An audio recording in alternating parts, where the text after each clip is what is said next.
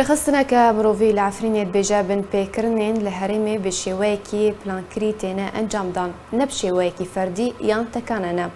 رخصتنا مافên mirovan li Efrînê tekezî kir kotanha hezar welatî çarenivîsa wan nediyar û 43 cih û şûnên kevnarî hatine têkdan û wêran kirin. Her wiha şêrê endarê û tablowên kela hûrî hatine dizîn û têkdan.